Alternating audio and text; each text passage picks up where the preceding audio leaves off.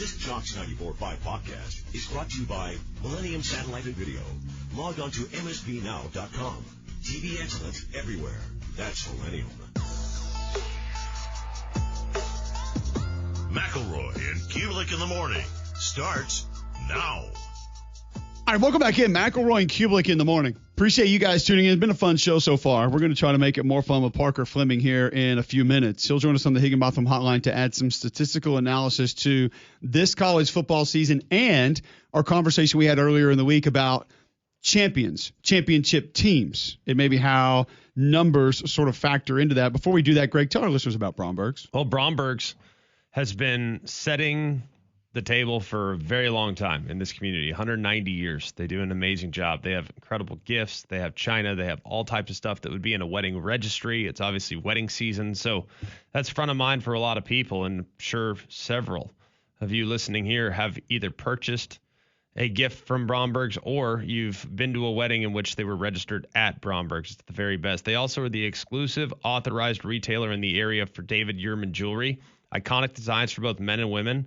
And you pair that with the expertise that Bromberg's has had for the last 190 years. It's a shopping experience you can trust. So visit Bromberg's in Mountain Brook or at the Summit and discover David Yurman exclusively at Bromberg's. All right, Parker Fleming joining us now on the Higginbotham Hotline to give a little bit of a statistical analysis on sort of a couple of things.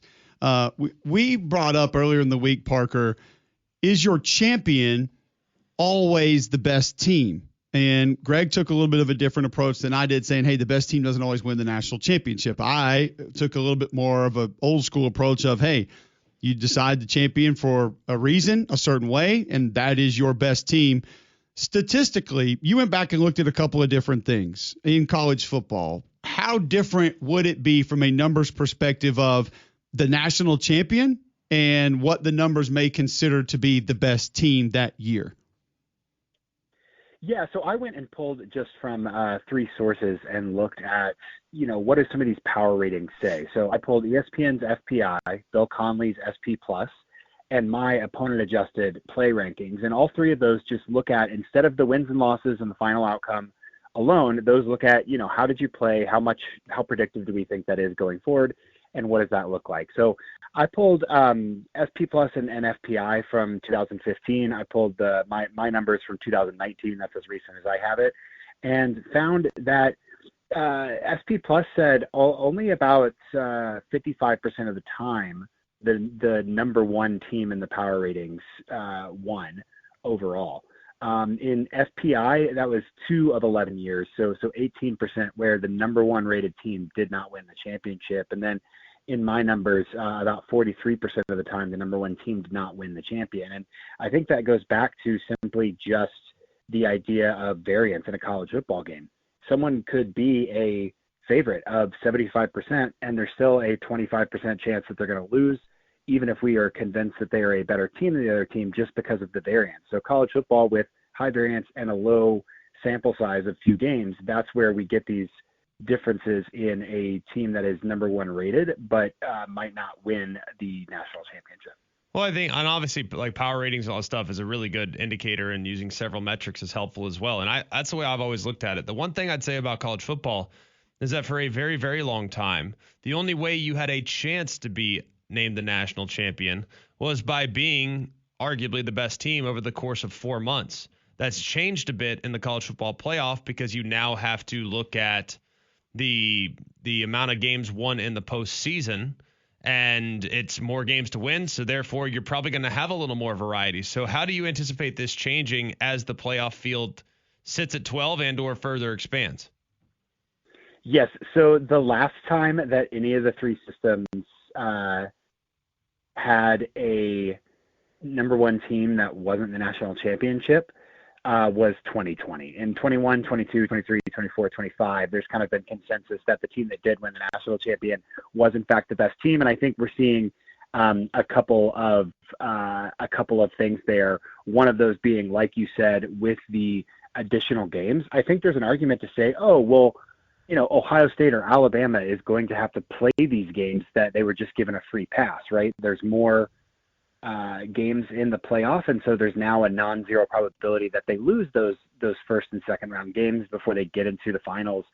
But I think when we look at health and the variance and the talent, that does lead more to, hey, the more talented teams, the better teams are going to be, because of that talent, are going to have outcomes correlated with better health and being able to focus and lock in for those games, being able to game plan efficiently multiple teams and win that longer postseason. When you look at this upcoming college football season, Parker, and Parker Fleming joining us on the Higginbotham Hotline, we've kicked around this team could compete. This team will be in the mix. Teams that we think can either get to the playoff, make a run through the playoff, win a national title. Obviously, the number dwindles as we have that conversation towards winning an actual national championship. Are there teams that numbers show you we should be talking about more, have a better chance to either reach the playoff, make a run through the playoffs, or win the college football playoff this year, that when you look at the numbers, we should be saying, hey, this team's in the mix, going to be competing, and maybe a lot of people are not discussing them that way? Yeah, it's interesting because you have to pair that certainly with path, right, and your schedule and kind of compare the efficiency and resume. Oklahoma is a team, for example, that was up and down last year based on some injuries. I think they have a lot of talent and are moving in the right direction, but their path is certainly a little bit harder than some of these other teams that might be able to sneak into the playoff, like for instance, a BYU or a Louisville, who looks like they have some tools, who's returning some really interesting teams and kind of has a schedule that breaks in a really, really nice way. So kind of comparing on those two axes, those are three teams that I certainly think are interesting in terms of having the path and having some talent to get into the playoff and to sneak into the playoff. And I'll play into my brand a little bit. I think, someone like a North Dakota State that is now eligible as of yesterday to play in the postseason has a really intriguing kind of G5 path as well. They just moved up from FCS, but obviously in that Mountain West, that will be so full of diverse styles. You've got, air raid and run and shoot and triple option and North Dakota's A-gap power. They're a team that should be able to compete and potentially even sneak into the playoff this season from the G5 level as well. So who are some other teams that are kind of jumping off the page right now analytically? So the way that I do my preseason priors is kind of aggregate from a couple sources and do a little bit of nerdy math to see, hey, where do these guys lie? Oregon, Texas, and Notre Dame, are kind of tied at the top there for me, with Georgia and Ohio State and Indiana right behind them as well. So some repeat names that we've seen. I do think Notre Dame should be a rare combination of very good and very motivated that we haven't seen in college football for a couple of years. And so I think that they will be pretty solid and should be, competing absolutely for the national title. Washington from the Big Ten is another team last season that jumped out, had some special teams miscues, had some sequencing miscues, but on the offense and defense, kind of every down business of moving the football was really talented. Now, they've got obviously this glaring chemistry issue with Damon Williams wanting to transfer and how that's going to work out. But kind of on the numbers, I think Washington's someone who's interesting to me just because they lost on a lot of bad variance last year, and I think should be, talented again this season. How big is that gap? Because I'm looking at your chart right now. Notre Dame, Texas, Oregon, like you said, similar. Georgia, Ohio State would be next. Based on your previous numbers you've run, is that a big gap? Is that really close? Like, how should people view the differences there between those three and then those two, Georgia and Ohio State? This gap is actually smaller compared to where it has been in the past. In the past, you'd normally get, one team as kind of the favorite and then a very steep curve. I think the dispersion of talent with NIL and transfer portal, where Georgia can't stack, a 3 deep of 5 stars and just have this absolutely overwhelming roster. There's more uncertainty. The margins are thinner. And so this is a much more aggregated group, especially with kind of Notre Dame, Oregon, and Texas all being so close there. There's not a clear favorite. I think I like to think of it more as, these teams are all capable of kind of separating down the path. And the teams that are capable based on the preseason prior are Oregon, Texas, Notre Dame, Georgia, Ohio State, and Indiana, with Texas A&M, LSU kind of right there behind that tier. So looking at some teams that maybe last year had great seasons and are taking a significant step back based on the analytics, who are some of those teams? Yeah, a couple teams, obviously, like you get into sort of middle of the pack, like an Illinois has a lot of turnover, a new defensive coach. That's someone that looks a little worse. Missouri, and I'll say off the bat, very unfortunate for Ahmad Hardy, and hope that he's healthy and plays. That has nothing to do with kind of how the ratings are done. But Missouri, was someone who didn't necessarily peak as high as they wanted to last season. And might be, according to numbers, might be due for some regression as well. Ole Miss, obviously, I mean, effectively what the market did was just swap Ole Miss and LSU. So a lot of positive momentum there. They'll have to suffer some turnover, potentially due for a little bit of regression in that as well. So those are a couple teams. I think the other one that stands out to me is Vanderbilt, just with the turnover, with the margins that they won last season. Going into the season, I have them positioned between South Carolina and Arkansas, which is kind of a far cry from what their last two seasons have been. But they're losing Pavia, and there's a little bit of uncertainty with some of the skill players as well. And so they're a team that looks due for some regression as well. Parker Fleming joining us on the Higginbotham Hotline, VP of Football Strategy at Dropback HQ. Follow him on Twitter at StatsOWar. Staying with teams in where you have them statistically. And I know a lot of times when you put your numbers together, you'll sit back and say, yep, love that. No, not really sure. That Ole Miss LSU swap, I want to kind of focus in on that. Like when you see that statistically, are you good with that? Do you like that? Because Greg and I have talked a lot about this LSU roster. People make it out to be like 2001 Miami. And it's kind of like it's not what a lot of people are making it out to be. We know what Lane is. We love Lane. We think he's going to be great wherever he goes. But that Ole Miss roster's better right now. Bottom line, it just is. So are you okay with that swap of LSU sort of taking the place of where most people would have thought Ole Miss was supposed to come in this year? I don't necessarily love it. I do think that LSU with Lane has a high ceiling. I do wonder if that's not being bought into without considering the downside. I mean, you guys heard Lane himself was talking about, in 2 to 3 years, we're going to have something special here, and already kind of underselling expectations for year zero. Looking at Sam Leavitt, obviously has moments of flash, has some health issues, and at Arizona State, there were some allegations about, work ethic and processing and everything that if anyone can iron it out, maybe Lane can do that with quarterbacks. We've seen him, kind of elevate guys. But I do think there are the big concern for me with LSU is there are a lot of pieces that have to come together for this roster to reach the vision they want to be at in year one. And I think there's a lot of question marks. I mean, you look at Jordan Seaton. You guys have watched that film. Absolute, an athlete can move. Consistency and performance wasn't great. He's still got to grow. I think there's some stuff that's got to click there. So on paper, there's a lot from LSU to like. I do think that Ole Miss will regress a little bit. So while I don't love the one-for-one swap, and I understand LSU has a lot of pieces to put together, I think ultimately that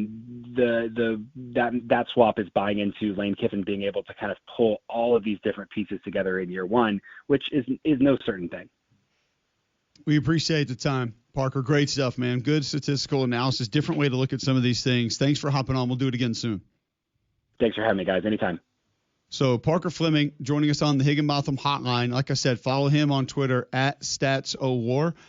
You can check out Dropback HQ at Dropback HQ on Twitter or dropback.com to go see some of their statistical analysis that they use with multiple sports, but mainly our focus would be college football. I want to take a little bit of our conversation that we had there and roll that into our next segment.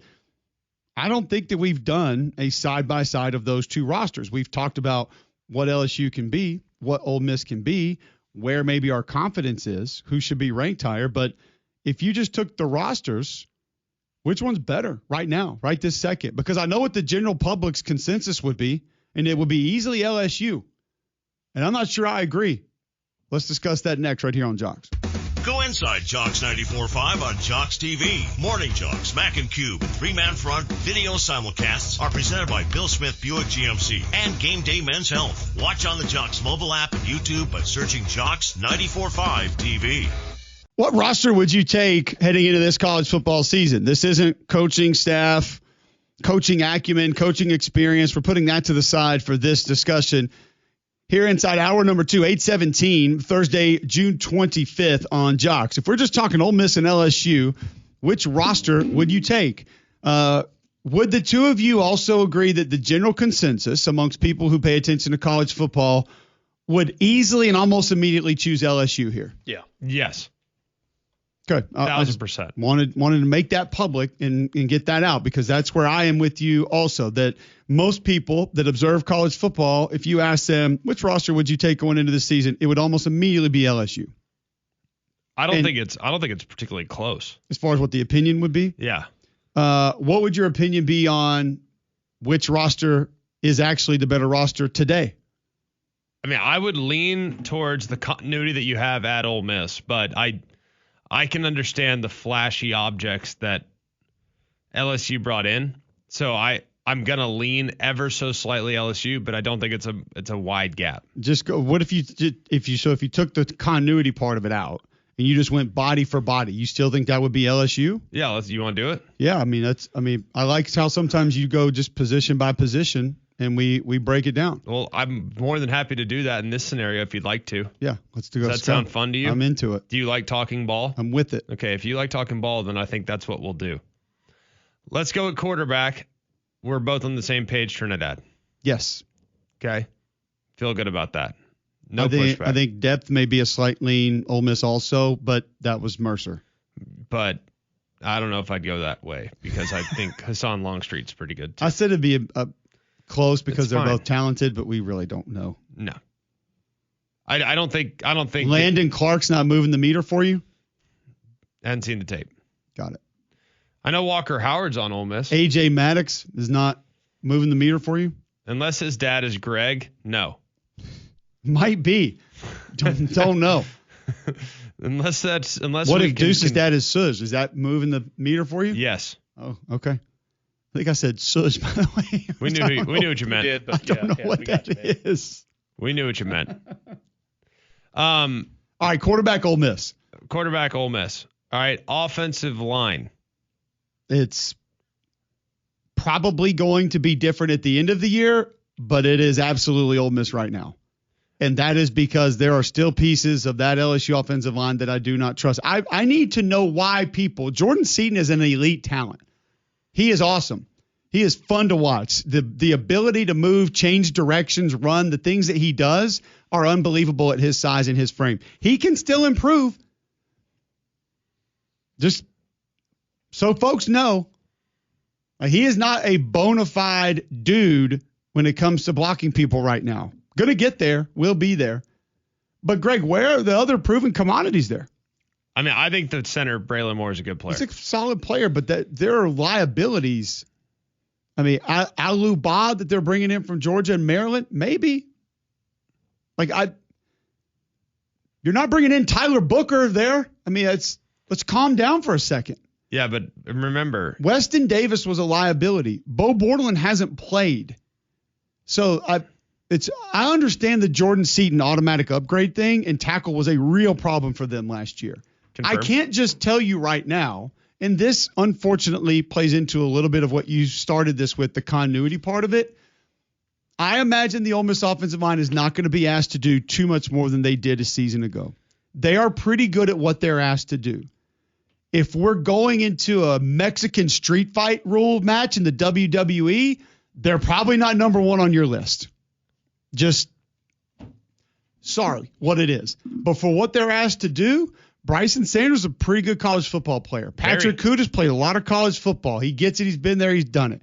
Delano Townsend's done it. So right now, everything included, it is an Ole Miss lean. Slightly, but it's an Ole Miss lean. Upside, LSU, easily.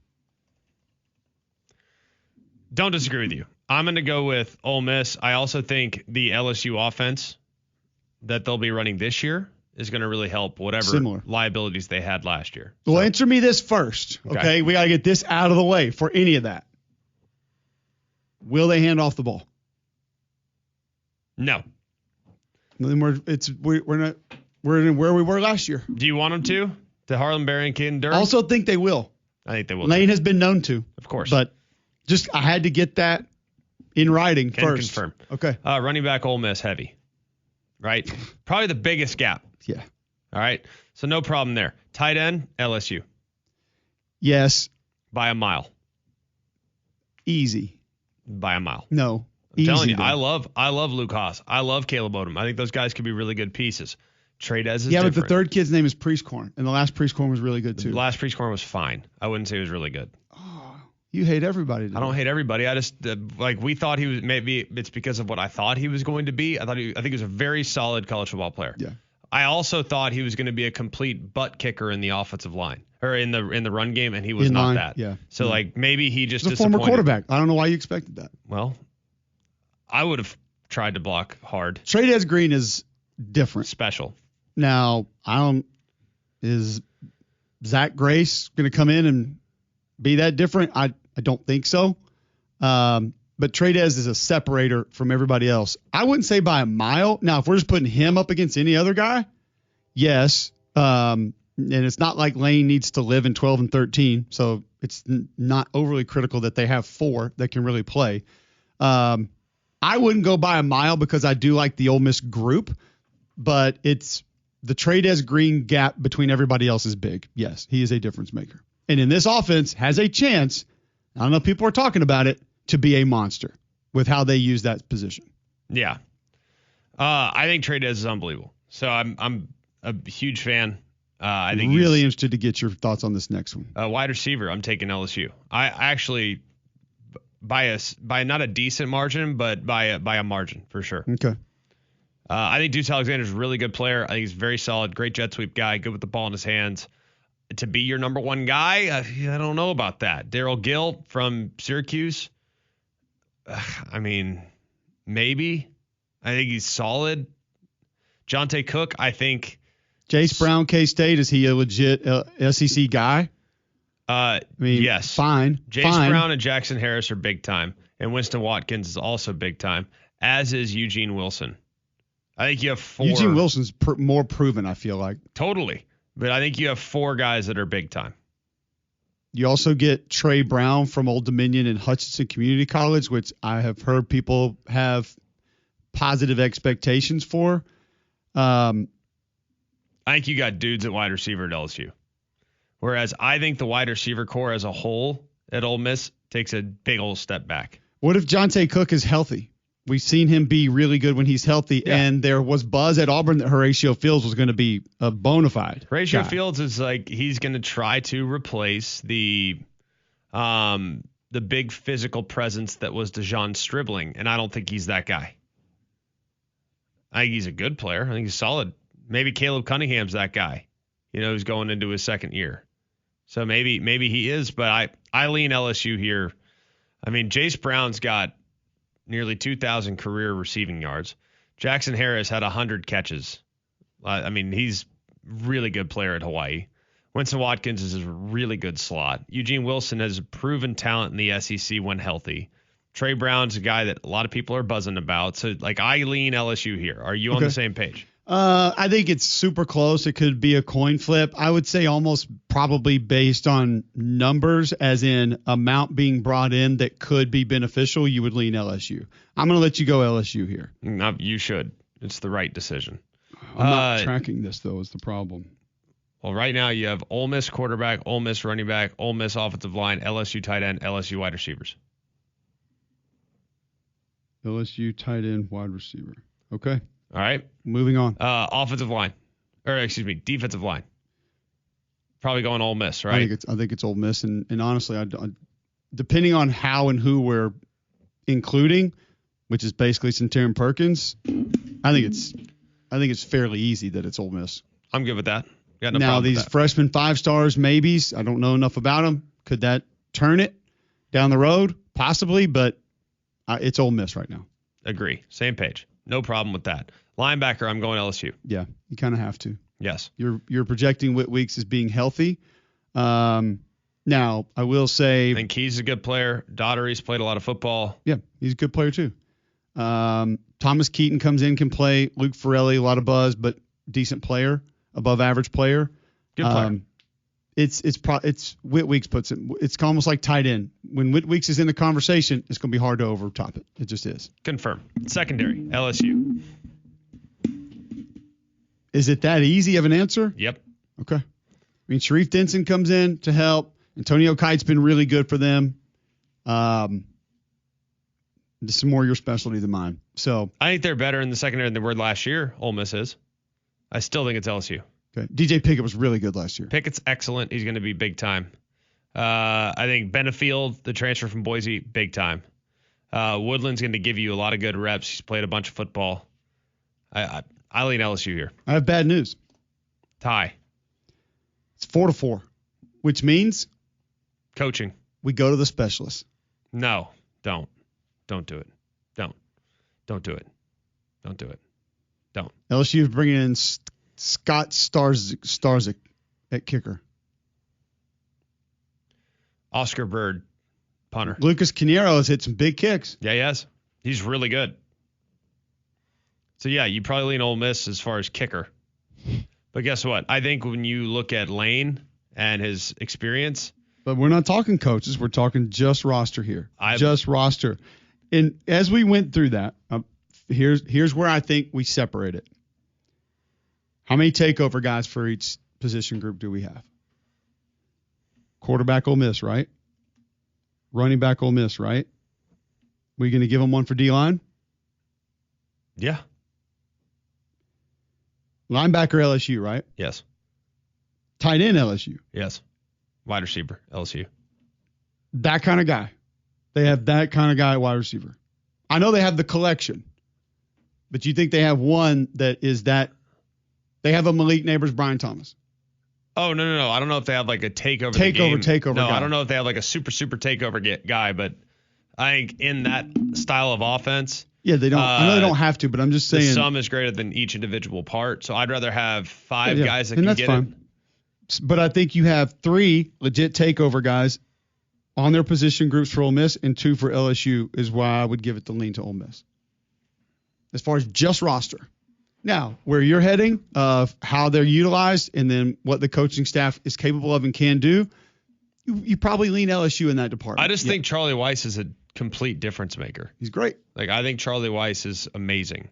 And it's nothing against John David Baker. He might ultimately be terrific. I just think Charlie Weiss is like next level. And I think him alongside Lane, pretty sporty. Yes. The offensive acumen is elite. There's no doubt about it.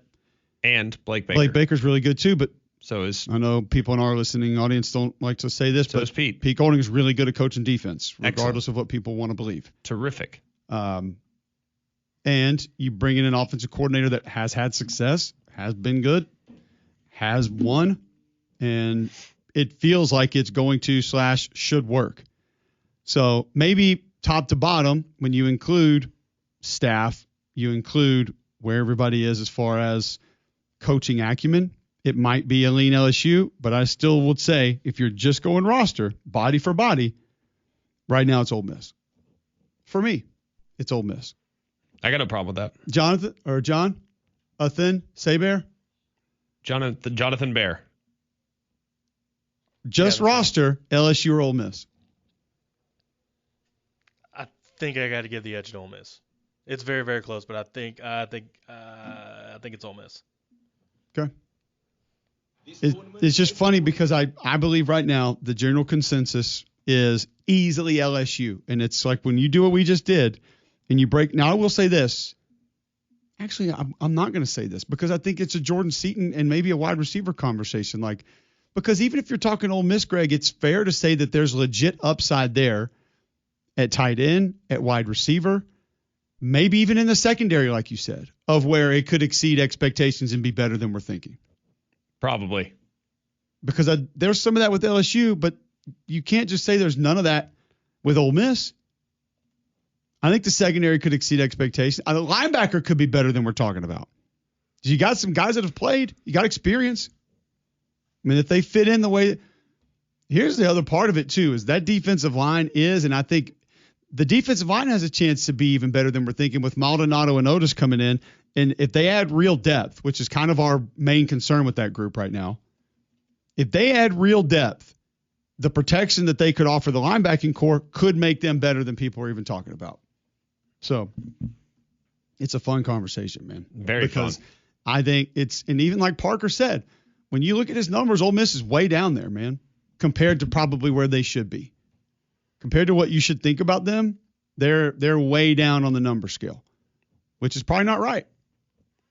The teams ahead of Ole Miss right now on his team power ratings, teams ahead of Ole Miss would be Texas, Oregon, Notre Dame, Ohio State, Georgia, Miami, Texas Tech, barely, Oklahoma, Alabama, USC, LSU, A&M, Indiana are all ahead of Ole Miss. Yeah.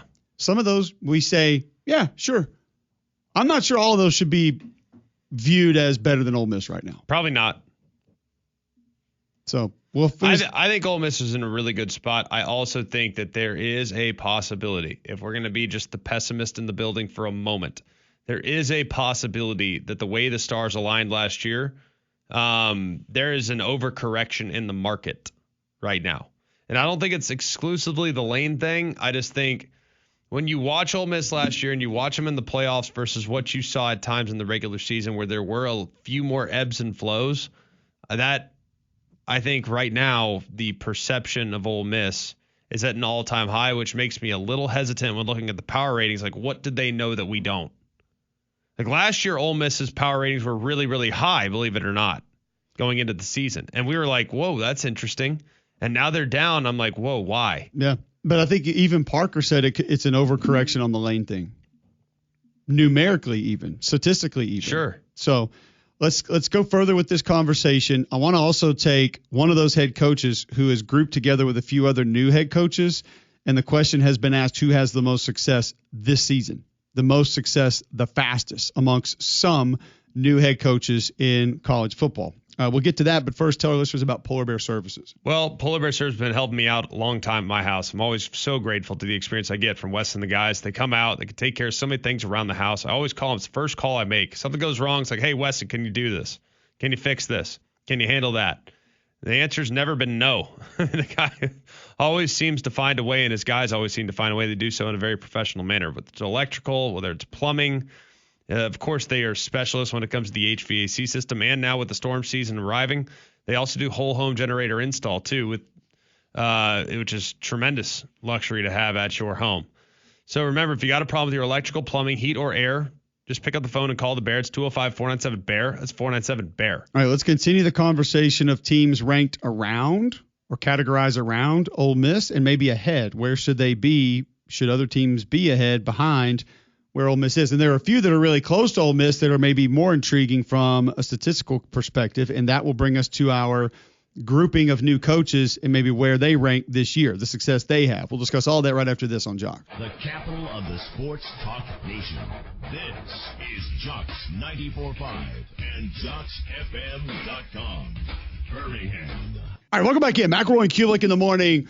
Thursday, June 25th, 8:39, right here on Jocks. Listen online, JocksFM.com. Don't forget to go watch us live on YouTube each and every day. Search Jocks 945. You can just watch the show there each and every day.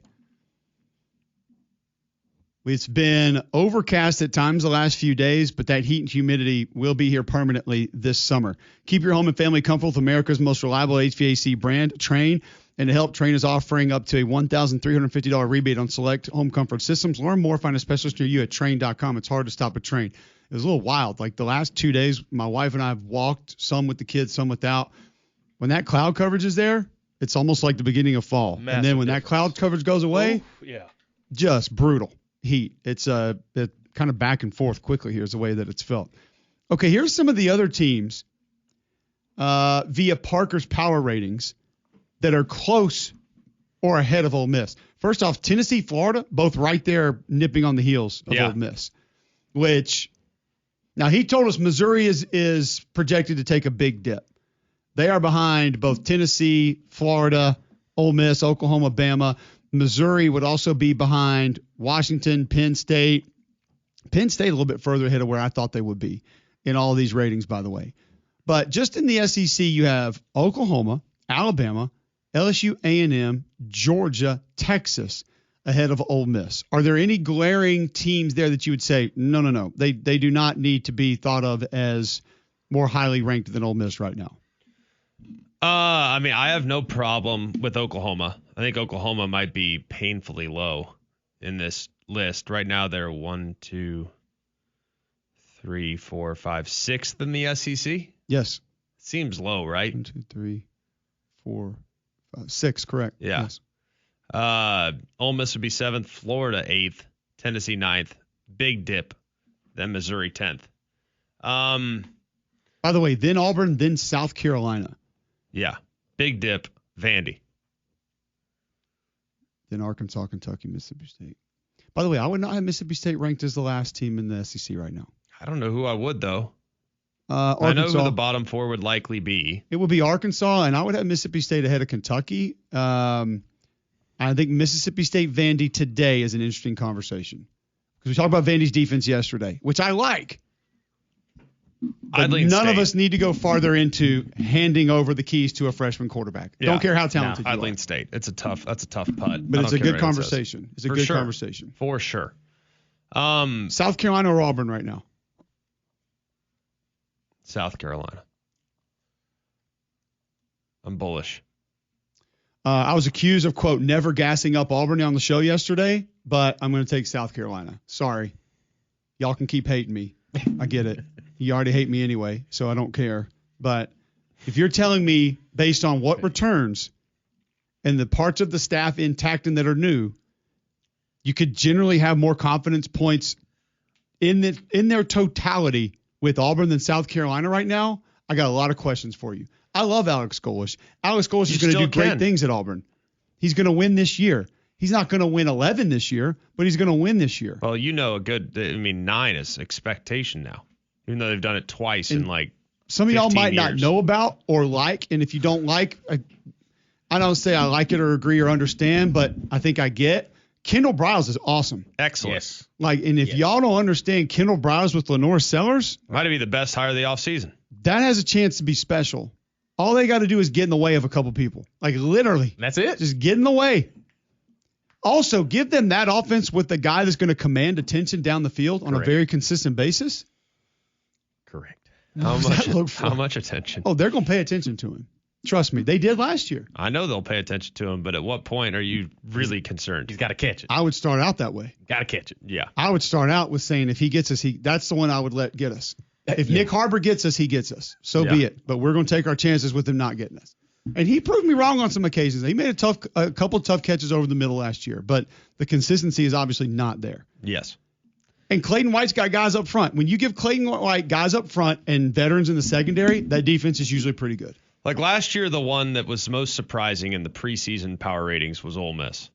With what they lost off the year before and how good they were from a talent standpoint in 24, missing the playoffs, losing 3 close games, but having a roster with the first round, all the things they had the prior year, I just thought they'd fall off a cliff last year, and the power ratings had them up pretty high. And I remember thinking to myself, man, that's interesting. That's wild.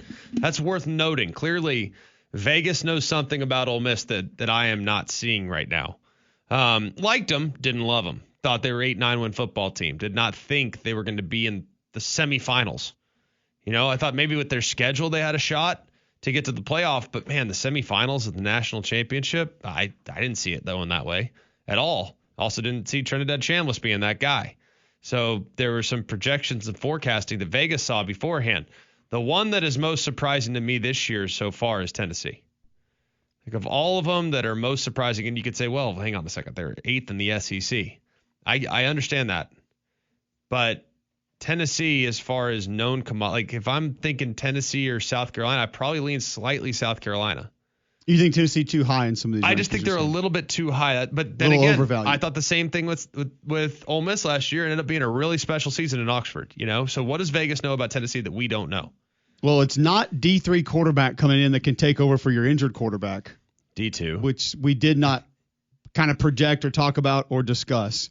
So from that, and there should have been. Why wouldn't we have done that? Goodness gracious. There were reasons, let's be real, and granted, it was a small window. There were reasons to have high expectations for Ole Miss at quarterback last year. Yes. Yeah.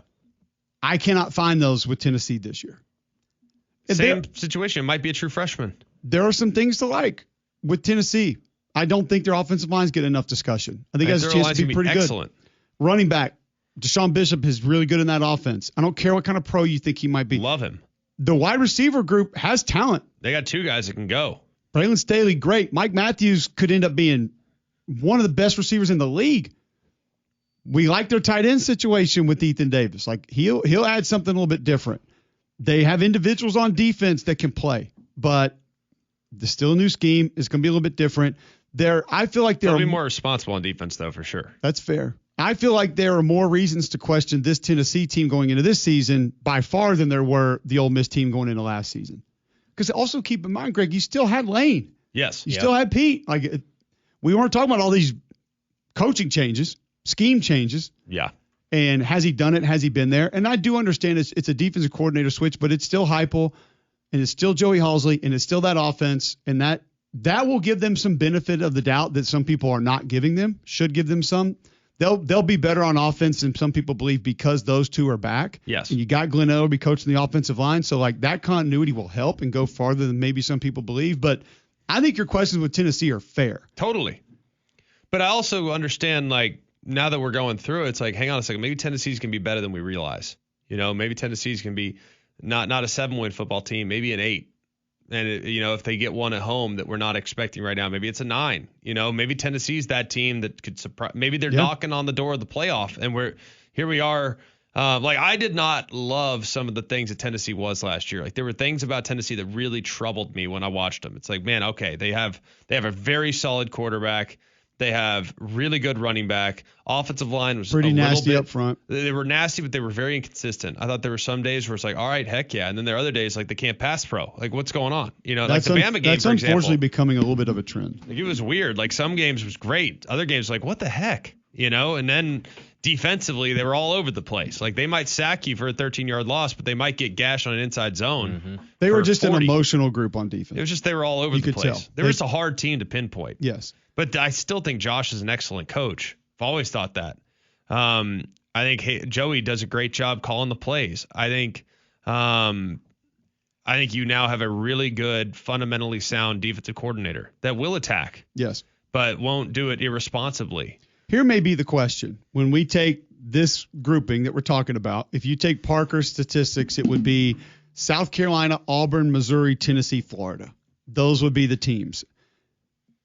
Are we essentially saying here, now the Ahmad Hardy discussion would probably change some of this, but is this essentially who gets best / whose quarterback is healthy? Maybe in parentheses behind that, whose offensive lineman is not getting completely overwhelmed, because that'll change everything. We've seen that in this league. South Carolina last year. Yeah. We've seen it. Auburn has been there.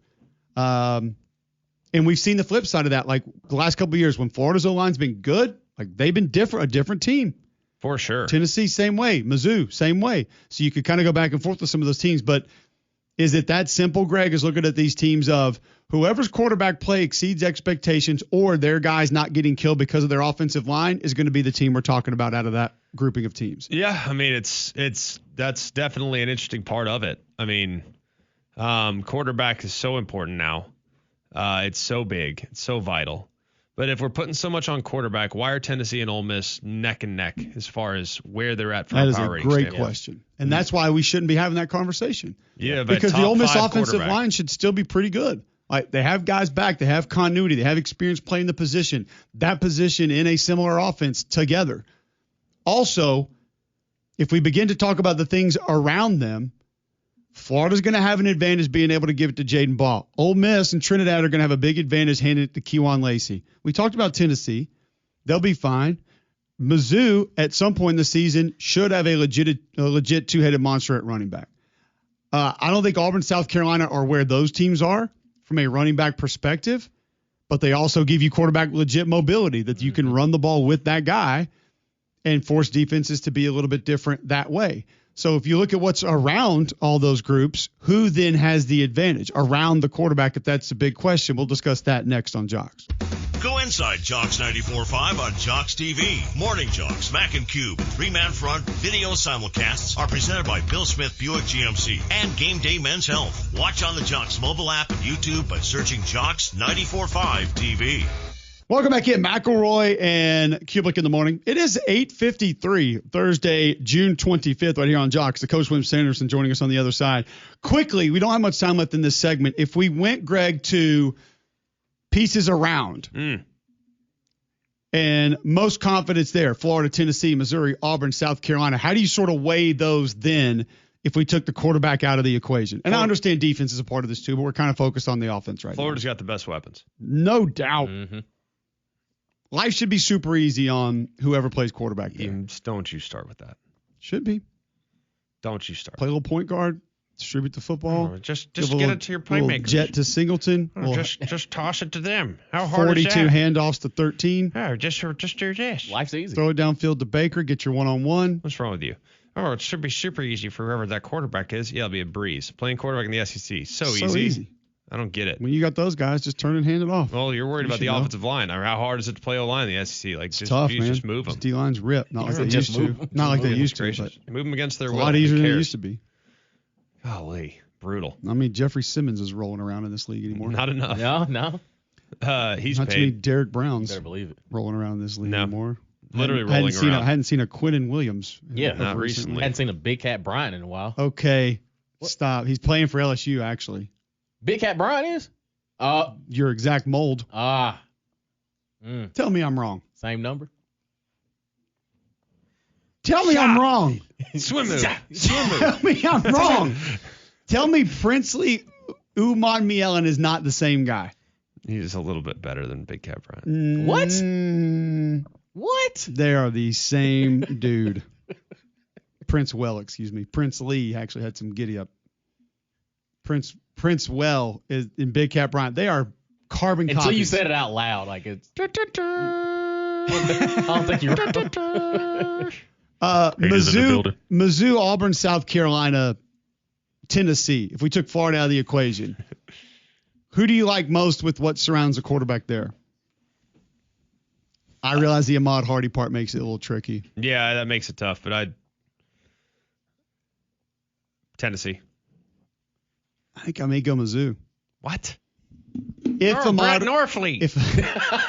Golly. Until you know Ahmad Hardy, you just can't say that because Deshaun Bishop's a really good back. You got two dynamic weapons at wide receiver with Matthews and Staley. Like, I think it's Tennessee.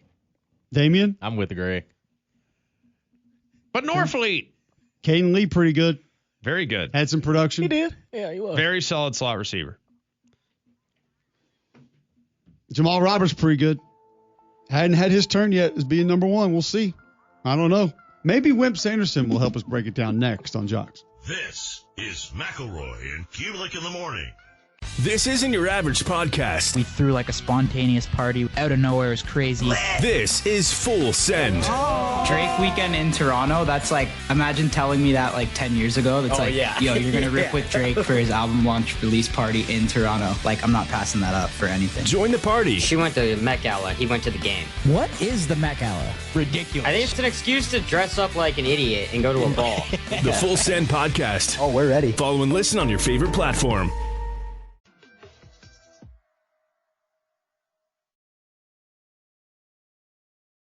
Hey there, I'm Paula Pan. I help people make the smartest money decisions possible. If you don't control your money, it controls you. Yeah, you're not in control of your finances and you have to look outside of yourself to live the life that you want. You're not in control of your life. Like, what is it that you actually want? Money should follow the dreams and goals because sometimes we make the dream and goal the money and you've overworked yourself and you've exceeded what you've needed for the actual thing you want. Sometimes we forget, like, what's the actual thing you want? Afford anything. Follow and listen on your favorite platform.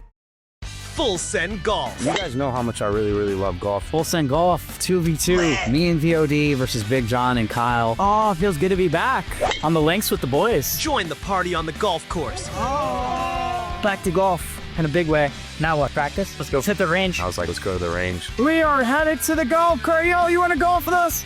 No. You don't play golf?